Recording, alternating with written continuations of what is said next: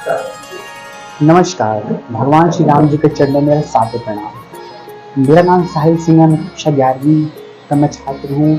मैं आज सभी के समक्ष एक विषय के ऊपर बात करना चाहूँगा। मेरे विषय का नाम है गुरुदाता तो शिष्य चाचक। एक बार दिव्य गुरु श्री आशुतोष जी महाराज अपने शिष्य को कहानी बता रहे थे कि एक बार गुरु के आश्रम में गुरु शास्त्र विद्या सिखाया करते थे। तो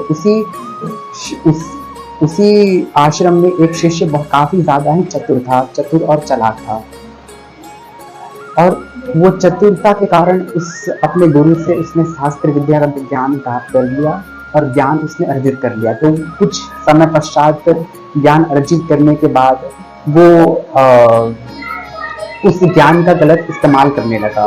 वो आश्रम में सबको उपदेश देने लगा, वो गुरु के जैसा आचरण करने लगा, गुरु के जैसा बोलने लगा, गुरु के जैसा कार्य करने लगा और अपनी मनमानी आचरण करने लगा। वो उसकी काफी शिकायतें भी आने लगी कि ये ऐसा करता है, ये वैसा करता है, परंतु जो गुरु की जो प्रतिक्रिया थी उसका कोई प्रभाव नहीं पड़ता था, क्योंकि गुरु की कोई प्रतिक्रिया होती नहीं थी। अन्य शिष्य आके गुरु के सामने प्रस्ताव रखते थे कि ये शिष्य ऐसा करता है, ये शिष्य वैसा करता है, परंतु गुरु का उसमें कोई प्रतिक्रिया होता ही नहीं है। परंतु एक दिन गुरु ने अपने शिष्य से किसी और शिष्य से कह के 6 फुट लंबी तलवार बनवा ली और अपने साथ उसे रख लिया। तो फिर ये जब उस उदंड शिष्य को जब बात पता चला तो उसने भी अपने कुछ शिष्य को बोल के उसने अपने शिष्य भी अपने आश्रम में उसने बनवा लिए थे। तो उसने बोल के उसने भी 6 फुट लंबी तलवार बनवा ली। और ये फिर जब उनके शिष्य को पता चला तो उन्होंने उस उदंड शिष्य को बुलाया अपने रूम में या कक्ष में और उससे कहा कि ये सब तुम क्यों कर रहे हो, ये सब तुम गलत क्यों कर रहे हो, तुम अपनी मनमानी आचरण क्यों कर रहे हो जो कि ठीक नहीं है। तो फिर उस शिष्य का क्या जवाब हुआ? उसने ये जवाब दिया कि मेरी मर्जी, मैं जो कुछ करूं, आप होते कौन हैं ये सब बात कहने वाले। और उतने में ही उसने अपनी सारी जो मन की भड़ास थी, जो गलत जो भड़ास थी, उसने अपने गुरु के सामने सब भड़ास निकाल ली। और देखते ही देखते उसका क्रोध इतना बढ़ गया, इसका क्रोधावेश इतना बढ़ गया कि उसके पास जो 6 फुट की जो तलवार थी उसने जो खींचना जो स्टार्ट किया, उसका हाथ छोटा पड़ गया, मतलब निकालने के लिए।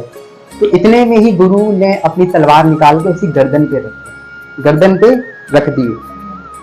तो गुरु मुस्कुराते हुए बोला कि अब बता, चतुर कौन, तू या मैं? तू सिर्फ मेरे जैसा तू बोल सकता है, मेरे जैसा तू खा सकता है, मेरे जैसा तू ज्ञान ले सकता है, लेकिन मेरी अवस्था का तू अनुसरण नहीं कर सकता।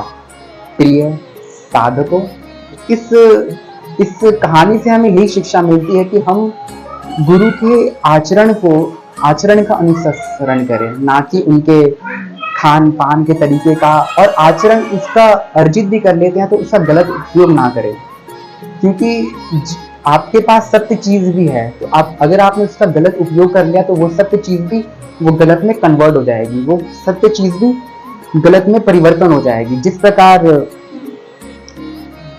रावण ने सीता का हरण किया, वो सीता माँ साक्षात वो जननी थी, वो साक्षात वो लक्ष्मी थी, और उसने अपनी वासना, गलत वासना, काम वासना को दृष्टि में रखते हुए उनके ऊपर किया। तो वही जननी, वही भगवान या वही सीता या लक्ष्मी उनका काल बन गई और उनके मौत का कारण बनी। तो सत्य चीज का होना चाहिए अभिमान, परंतु इतना अभिमान नहीं होना चाहिए कि आप जगह जगह पे आप दूसरों को नीचा समझ के और अपने आप को उच्चतम माने। ये गलत है, ये सरासर गलत है। और यही काम रावण ने भी किया, जो कि उसका अंत समय बड़ा दुखदायी हुआ। सत्य चीज मिल गई, इसको प्रभु कृपा मान के, इसे गुरु कृपा मान के आप इस राह पे चलिए और ये मनाइए कि मैं कितना भाग्यशाली था, या मेरे कर्म कितने अच्छे थे जो कि मुझे संत समागम मिला। कहते नहीं है, जब द्रवही दीन दयाल राघव तो साधु संगति पाई। मैं अपने शब्दों को ही विराम देते हुए